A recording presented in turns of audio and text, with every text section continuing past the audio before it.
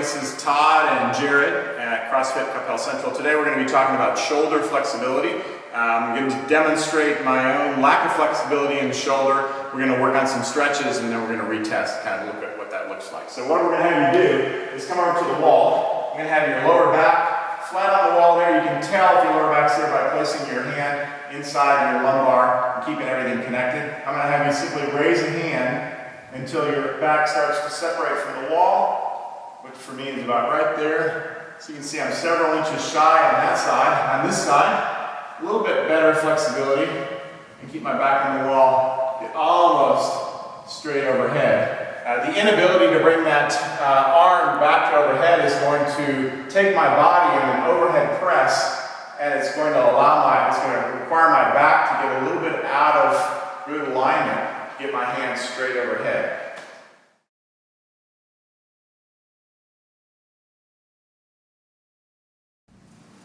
So we have several different stretches that are going to help to extend your range of motion in your shoulders.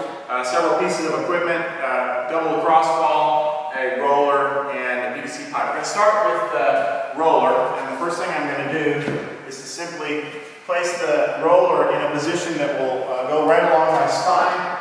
I'm going to place my spine directly on top of that, and I'm going to just let my elbows relax over this piece of foam roller. I'm going to allow my shoulders to get back into the proper plane.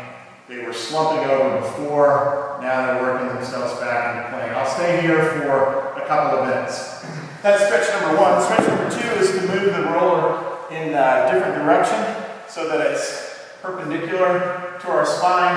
I'm going to get that roller right in the center of my back. I'm going to lift overhead with my arms. I'm going to begin to lower my hips towards the ground. So my hips are coming closer to the ground here. I'm not bending my lower back. I'm not getting my lumbar engaged. I'm trying to simply allow my upper back to feel the tension of elongating along my spine. And I'll stay there again for 1 or 2 minutes at a time.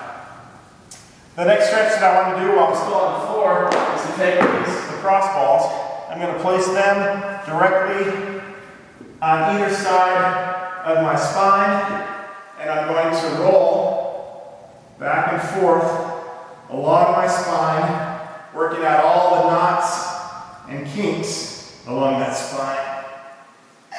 And finally, I'm going to position myself where I've got PVC pipe out in front, and I'm going to work to get that PVC pipe to push my arm back through my shoulder.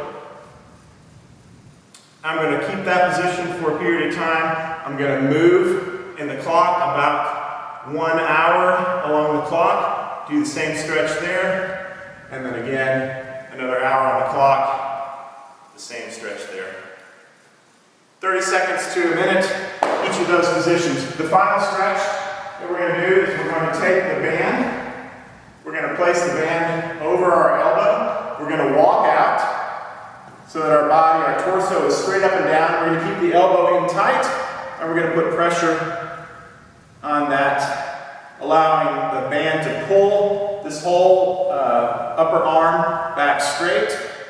I'm going to try to keep my torso in a good line here. I'm going to do that for approximately 2 minutes on each side. When I go back to the wall, at the end of those stretches, I should see increased range of motion.